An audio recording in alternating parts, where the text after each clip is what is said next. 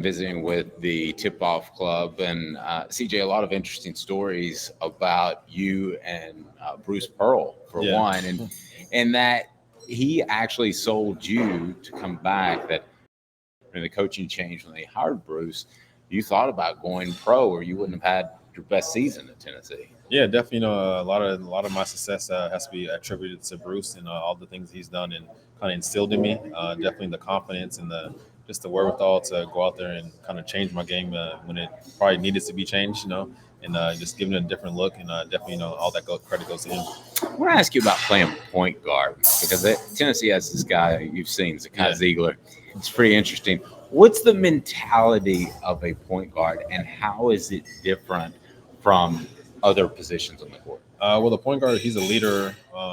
Or actually, he's an extension of the coach. That's on the court. So he sees, things before they happen, where they happen in the coverage they're playing, things of that nature. And you definitely just got to be an extension of your coach. You got to be a leader out there, either verbally or non-verbally. But definitely, it's a hard position to play. It's not for everybody.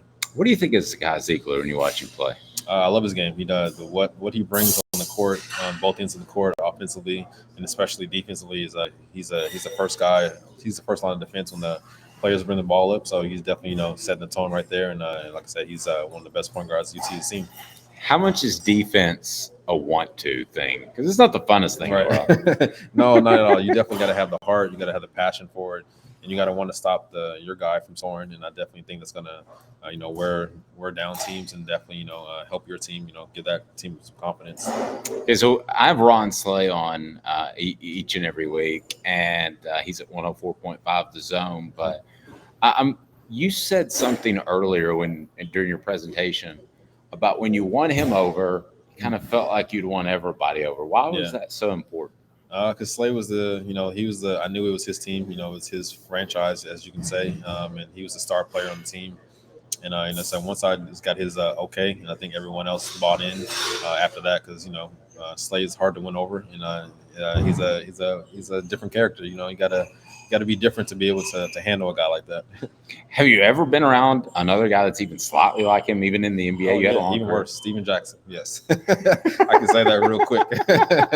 But yeah, they're same type of people. Not egotistical, but just really self confident, which is not a bad thing. But they know what they want and they know how to get it. When you look back in your career in the NBA, I mean, a lot of people didn't know that you'd have an extended career. What do you think was the key for your success? I think just being consistent and then just doing my job. I think I really honed in on the role of being a backup point guard. A lot of people probably want to start and stuff like that, but I was fine with being the backup and coming and doing my job. And I think once I honed in on that part, just try to stay in the league as long as I could. You played with a couple of pretty good shooters in your day. Chris Lofton, and a guy named Steph Curry. Yeah. Any common thread between those two guys?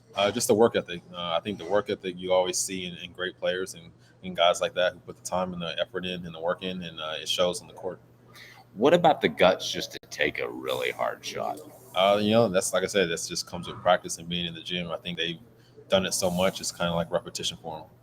With Steph Curry and playing with him, and his you talk about his work ethic, but what is it about his approach to the game on a day-to-day basis you think that's different from other players? I think he just wants to be great, and I think he definitely changed the game and from the shooting perspective, but also just the way he approaches the game, being professional, showing up early, staying late, things of that nature. That's always just a true testament of his drive and his ability to get better.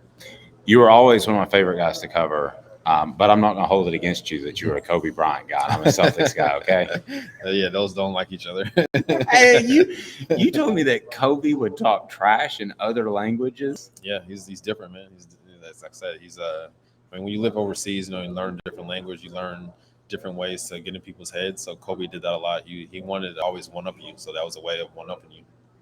Did as far as a trash talker, was anybody close to him? No, because no one could back it up like him. Because he can shoot any shot he wanted. He can get probably any foul that he wanted. He can do whatever. I mean, it's Kobe. It's like playing against Michael Jordan. Like you can't trash talk Michael. When you do, it's gonna turn out bad for you. Your nickname's the Quiet Storm. Do you trash talk? No, I never really trash talk until someone probably provoked me or like a fan kind of provoked me. But I didn't just start off doing it. No. Let me ask you about Dalton Knecht. Here's a guy that kind of comes out of nowhere Mhm. and looks like he's going to be one of the top picks in the NBA. What do you like about his game? Just his confidence, the way he can score on all three levels, 3-point line, mid range, and finish at the rim. And then, like I said, you always find those gems of a player.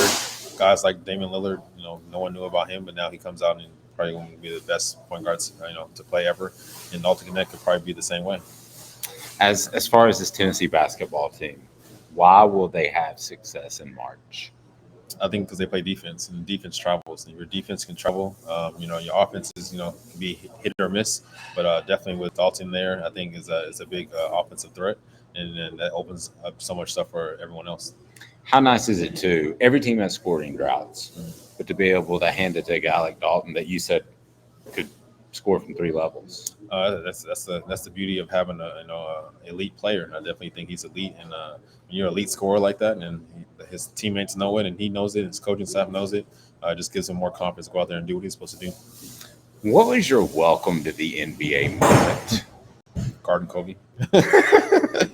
And no one helped me, so I was 1-on-1. So it was pretty cool. But I definitely remember it to this day. How'd you do? He scored, so I didn't do that good.